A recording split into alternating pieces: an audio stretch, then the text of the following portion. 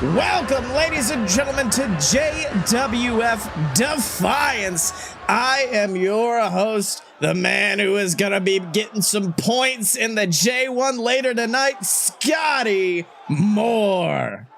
And of course, joining me as always, the owner of the JWF, and of course, my co-commentator when my co-commentator is fighting, Captain Tibbs. I'm everybody's favorite replacement. That's right. I mean, Tibbs, you got to imagine this, though. I understand, yeah, you've been here every single week opening the show, but that also means Blake Tanner has not missed an episode of Defiance. Every single time he has asked for a fight. He has asked for a bout. He has wanted to prove himself ever since the beginning of this new company. And in my opinion, that is something to be appreciated for Blake Tanner, a man who is looking to earn more points in the prestigious J1 tonight against a man who, counting myself, has done the unthinkable. He actually managed to get a victory over one of the biggest men in this tournament, Robert Hill. And, you know, not to take away from Griffin Cloud's accomplishments or anything, Robert Hill, he's just not been able to get his footing. Griffin Clouds, he's an old veteran, especially in the tag team division. And Blake Tanner, I mean, you couldn't have said it any better. He's been out fighting every week. But, Scottye, I will warn you, the thing about Blake and wanting all of that is one day he's going to get a neck tattoo, and it's all going to be downhill from there. You just got to be ready for it. That is right, and you also got to consider how long of a rematch this is. Blake Tanner's first victory holding the JWF Championship. The man he won that prestigious title from is, in fact, Griffin Clouds. Had a brutalistic heck-in-a-sec match. That vicious cage did their bodies no favors. And big boot straight to the skull. And in addition to that, you got to remember the feuds that Blake and myself had with the VWO. We are no strangers to one another, which is why I think these two men are going to be putting on an absolutely massive clinic tonight against one another. You have to be right there, Scottye. Blake Tanner and Griffin Clouds, of course, we all know that rivalry that they had over the JWF Championship. We know how much they were willing to fight and what they were willing to put on the table for it, and we're finally getting to see a rematch after all these years. That's right, going for the pinfall is Griffin. 1, 2, kicking out is Blake Tanner. And also you got to imagine this, every single person in the J1 so far only has 2 points. They only have 1 victory under their belts. Right now is the first time we are going to see if someone can manage to get to that prestigious 2 victories, and it's either going to be Blake Tanner or Griffin Clouds, and that is going to be proving to be a big advantage as Blake hit the under vapor, Griffin's own move, against him. And you know that has got to be throwing Griffin off his game tonight. Oh, yes. This match is also about some bragging rights for the next couple of weeks. And I know that, after the Rumble, Blake and you, by some extension, Scottye, as well, both of you have got some stuff to make up for. That is right. Big kick to the gut is Griffin Clouds. That's right, Blake Tanner, unfortunately, managing to lose to Gozzie of all people. But you got to think Gozzie did have the Whitney family and Demon Inc. at his side. Meanwhile, myself, Momoa Curry finally decided to show me that godly attitude that he's been known for. But I saved my match for later in the night, give myself a little time to rest up. But Blake not accepting any rest, wanting to prove himself, wanting to fight with everything he has, but falls victim to the under vapor, falls into the pinfall. 1, 2, Blake kicking out at 2, and that is what I was saying about these two men knowing each other so well. Oh, exactly there, Scottye. I mean, it may have been a while, but it looks like these two are up to their same old tricks when it comes to fighting each other. But you got to worry right now. Griffin Clouds, he has become only better at playing those mind games that he's very good at. And you can see he's trying to run circles around Blake Tanner, get him off his game, and that's how Griffin Clouds wins. That is also right. I mean, you got to remember, Griffin Clouds a couple of years ago also won the King of the Steel City tournament, a prestigious tournament that really helped people realize that Griffin, while in the tag division for a long time, still had that singles competitor in him. He still had that fire, that desire to possibly become a #1 contender, a bee sting. Griffin Clouds using Blake Tanner's own move against him. And it looks like he is not done. He's plucked him up. He set him up, but no, Blake turns it around under Vapor. Ooh. Oh, and look at that. Crossing the arms, keeping him down 1. Oh, Griffin kicking out at 1. And I think that was just Blake mocking Griffin Clouds at that point. Oh, yes, absolutely. I know Blake hit that under Vapor. It was beautiful, but you can't keep a Cloud down with that move. It's just almost impossible. That is right. And now Blake finally getting a little bit of an advantage after the massive onslaught Griffin had begun this match with. But oh, what a driver, sending Blake straight down into the mat. And once again, my co-commentator finds himself bloodied and bruised, drugged to the center of the ring, and then, oh, stomped on. Ooh, right to that shoulder right there. That is, oh. That is right. Now I think he might have been trying to set up for something big, but instead Blake Tanner's got him plucked up. Oh, the power bomb that won him his tag match just last week, and oh, nearly gets the victory tonight, but instead turns it over into that massive predicament, and Griffin Clouds forced to tap out Blake Tanner. Yeah, I think he may have just got out of that by the skin of his teeth, too. But you look at that quick turnaround. The powerbomb didn't do it this week like it did last week, but Blake Tanner had an out. He had a way to turn it around using his technical style and took Griffin Clouds out. That was a great move. That is right. Now Blake Tanner with 4 points. The only person with 2 victories in this tournament, something that I hope to achieve later tonight in my match against the King of Flavortown, Guy Fieri. But for now, Blake Tanner, I mean, this man came into this tournament wanting to prove something, and in my opinion, I think he's doing it, Tibbs. Looks like it. The J1 continues on. That is right, but now we need to move on to our next matchup of the evening. And this is actually a treat because at the end of the day, this is the first time getting to see our JWF Tag Team Champions in action. And there they are, Demon Inc., not being joined by their usual manager, Lawrence Whitney, which in my opinion is a marked improvement. Speaking of improvement, welcome back to the commentary desk, Blake Tanner, the man with 2 victories in the J1. 2 wins. I did it, Mom. Oh, God, the only man in the tournament with 2 victories. Of course, that's going to change in a few matches. But for now, Demon Inc. are here.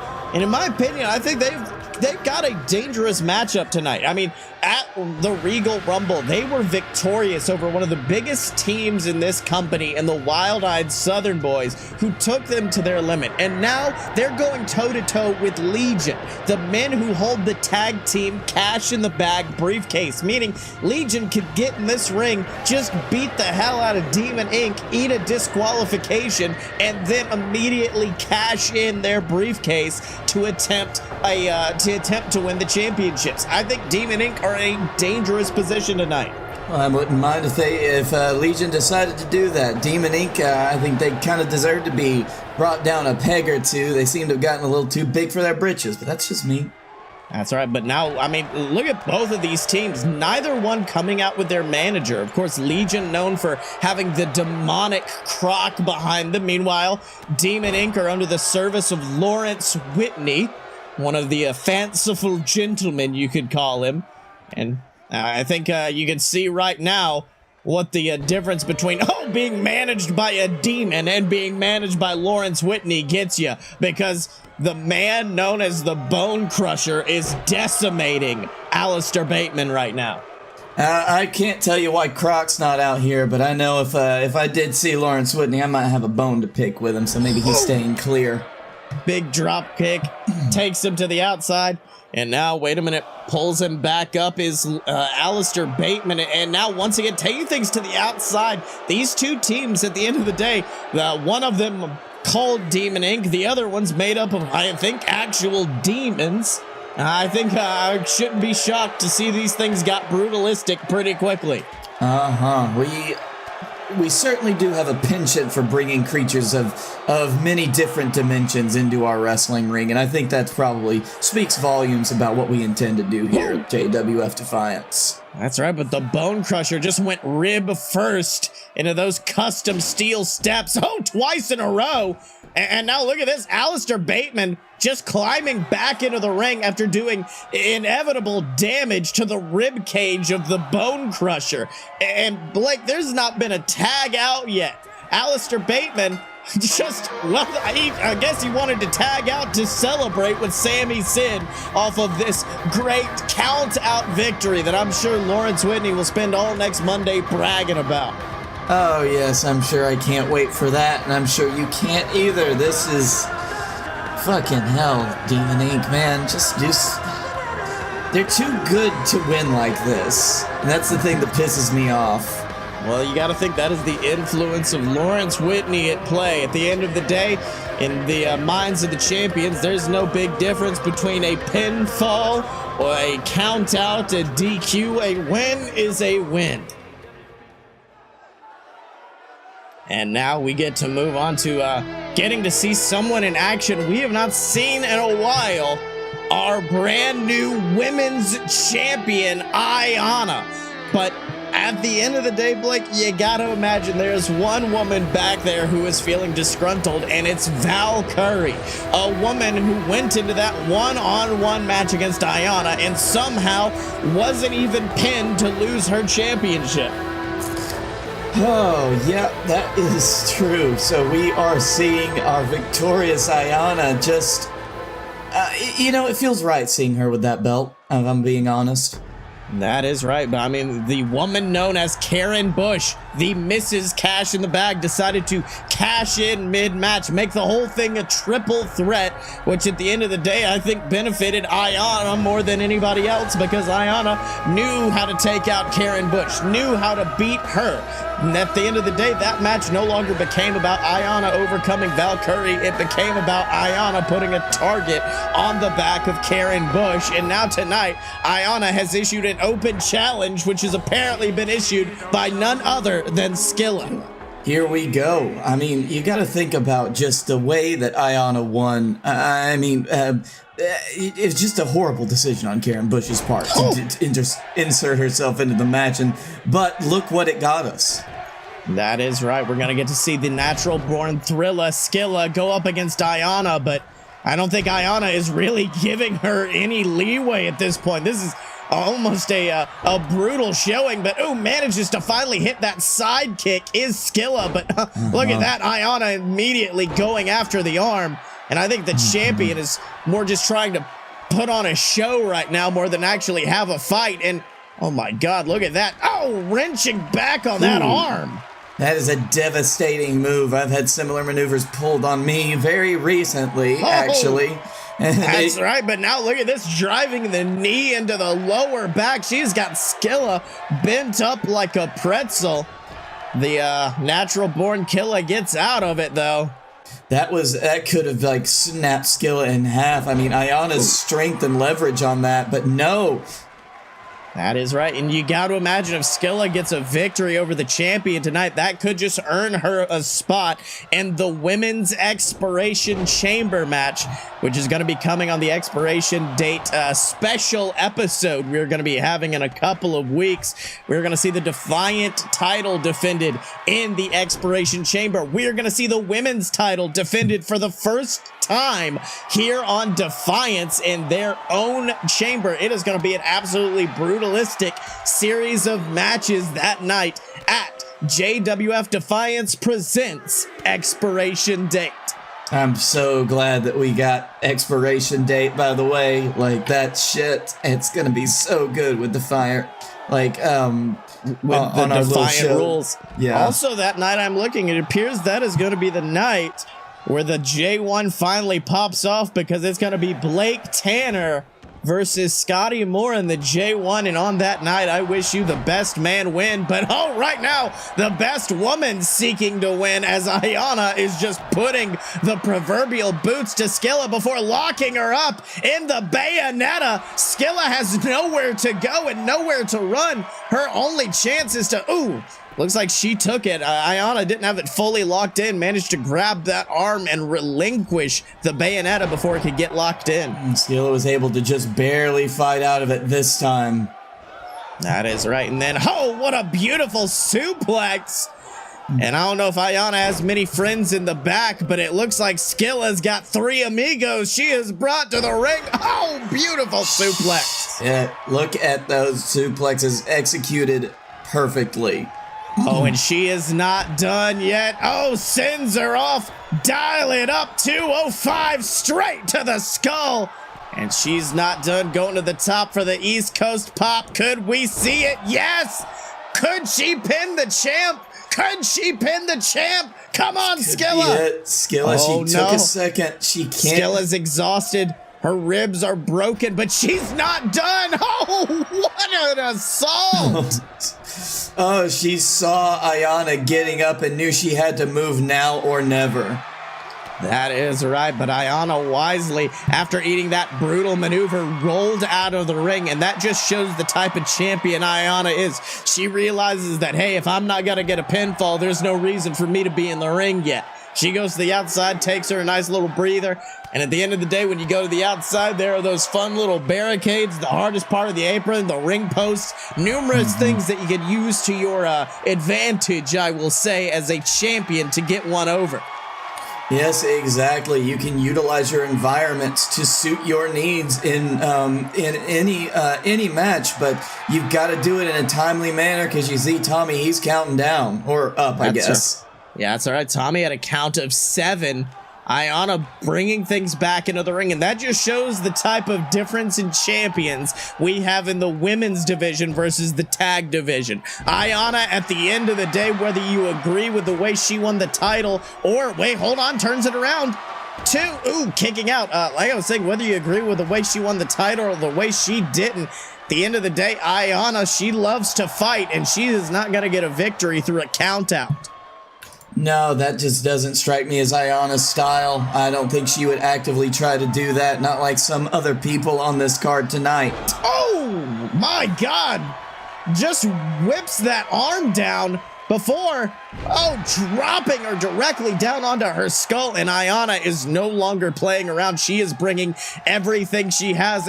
Like I said, I think she came into this match thinking this would be a small exhibition. It would be a quick 5-minute one and done with Skilla, but she's finally having to put on the turbo drive, wrenching back on it, locking her in that bayonetta, and Skilla is forced to tap out. Yeah, she had it locked in good there on that one. There was no way that Skilla could break out of that. That is right. And let me tell you something, if this is what the future of our women's division looks like, our future is bright as the Warrior Princess stands tall as your JWF Women's Champion. What a way to start it. That's right, but for now, time for me to head to the ring and join my co-commentator as the only man with 2 points in the J1. I'll see y'all later. Hello, everybody, and welcome to your next match in the J1 tournament. I am your host for this matchup, Silver Spoon.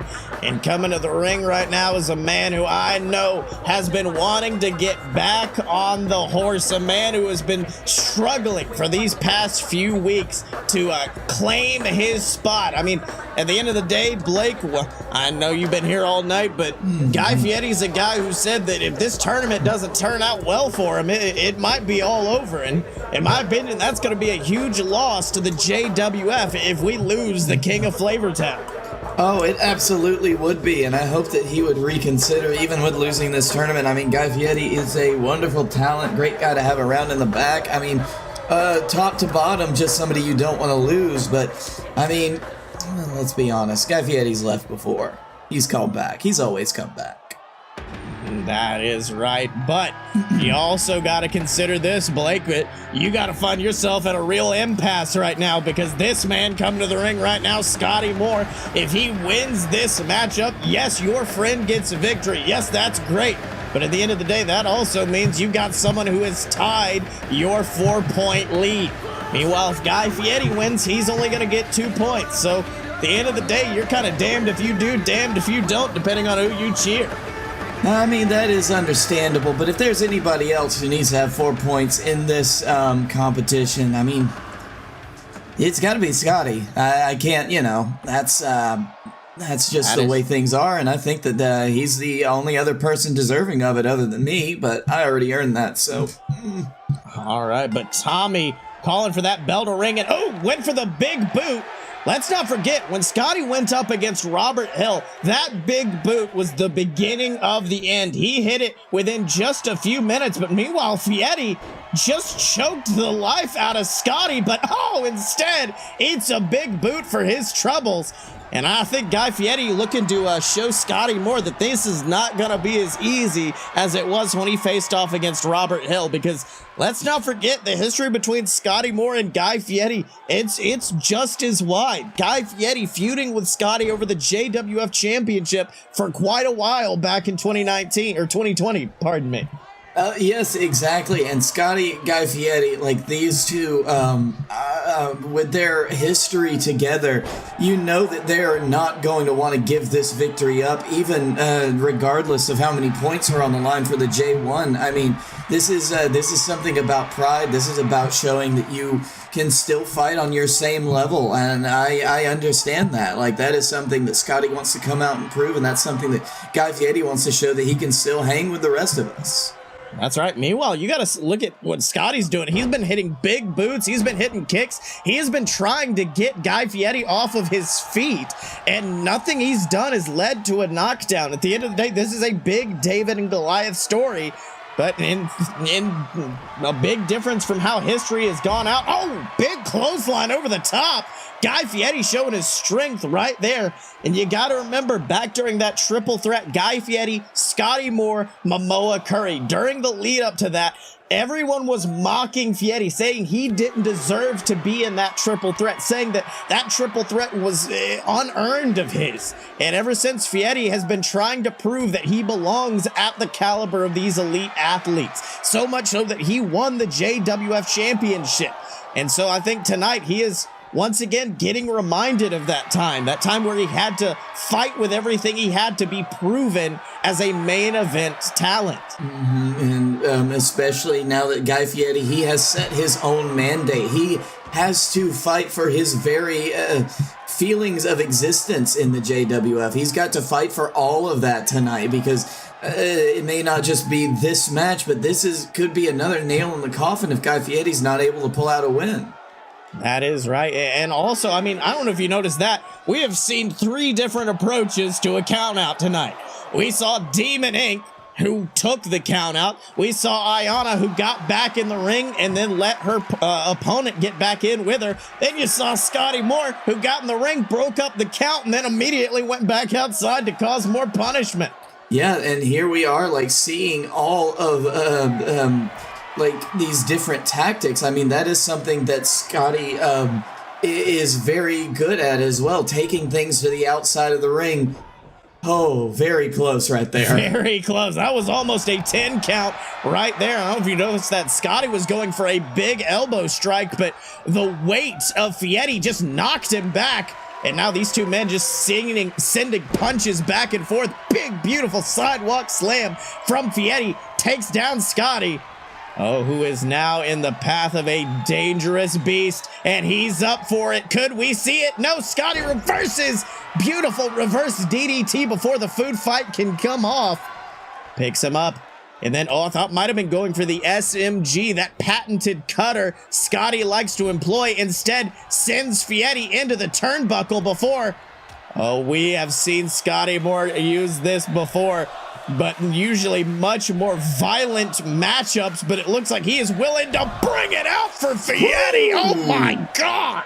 And you can see the determination in Scottye right now. He needs this win. He wants this win. He's pulling out all the stops at this point, and he's got to keep Guy Fieri from trying to do the same. And I think he's done a pretty good job of it so far. That's right. You saw Scottye going to the top rope. Might have been looking for that elbow drop you guys like to use in the BS. But then he saw Fieri getting back to his feet and realized that the punishment's going to have to stay on the earth, but not for long. Scottye goes up once again. Could we see it? Oh, went for the elbow drop, but Fieri avoids it. And then plays to the crowd. What is Fieri thinking here? Hit a big strike, but instead, oh! Might have been just throwing him off of his game. Fieri now sending Scottye into the corner. And then, oh, what a big move into. What a splash. Oh. That is a momentum breaker right there.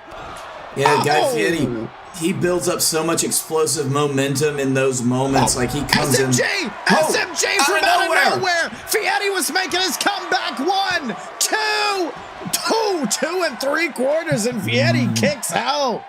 But Fieri, that took him for a ride. He is bleeding now. He is down. That just changed the entire course of this match. That is right. Now Scottye looking to make a comeback. Oh, inverted atomic drop slams him to the earth. And now he may have him set up. Fieri didn't want to take it earlier, but tonight he's taking his medicine. What an elbow drop. Like a shooting star.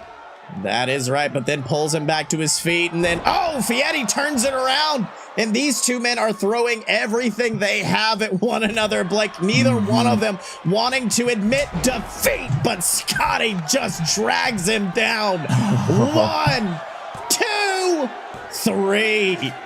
You're coming with me whether you like it or not. And it looks like Blake Tanner that, the matchup between the BS in just a few short weeks at Expiration Date is going to be more for bragging, or less for bragging rights and more for that coveted spot. Remember, if you get 3 victories in this tournament, you're on easy street moving forward. And you two men are going into that match undefeated in the J1. I'll be honest, I cannot wait to see what happens when the BS implode. You can't make this fucking shit up, Sills. This is gonna... Oh, man. You genuinely can't. That's the premise of JWF Defiance. So here we go. That's your match set. This is gonna be big for everybody, including both myself and that man right there, Scottye Moore.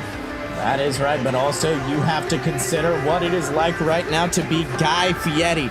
You have had your 2 matches in this tournament. You have, at the end of the day, I don't know if I would call it mathematically eliminated, but the best Fieri and, in fact, Robert Hill can get out with right now is a tie with either yourself or Scottye Moore. I think that those 2 men have got a lot of work coming up in this tournament if they want to hope to get anything going. Well, Sills, thank you for your time, but we got to be moving on to this ladder match to determine which one of these teams is going to be moving on to fight for the Defiant Championship. Thank you for your time here, and let's get to this action. Wow, that sucked. Wow, that was not fun. Guy Fieri can still fight, I see. Oh, hey, buddy. I'm glad you're back. Look at that. Look at that. Boy, the game just knows how to raise stakes, doesn't it? It does. It doesn't even know we're doing a tournament. Yeah. But now this matchup, like you said, 4 of these men are going to be entering that vicious Expiration Chamber match against Falcor the Stoppable to determine our next Defiant Champion. This is 2 teams of 4. We have got Robert Hill, Guy. Oh, I forgot Guy was already in a match. Oh, Guy is somehow bringing it to Mark Place despite the fact that I just kicked his ass. I'm surprised he just stayed there for this match. Like, he just laid down and got up when it started. Yeah, but we got Shitty Terry, Bakula, Big Cyrus Crane, Robert Hill, tons of men in this ladder match. And whoever grabs that briefcase, their team will be in the tournament. But that's only 5 men, the champion and then these 4. Who will be the last man? That will be found out next week in an epic Cananza match. And the winner of that match will then also be added, because this is already fucking weird. Meanwhile, Fieri on the outside grabbing a ladder, bringing it inside. Oh, it looks like we're going to Ladder City right now. I mean, this is Meanwhile, Chuck Tibbs went to Ladder City, got slammed down on it. Meanwhile, the inside of this ring looks like it is all Team Bakula at this point, or Team Robert Hill. And yeah, I think Robert has been attempting to, Bakula just hit a whole ass Canadian destroyer on the outside.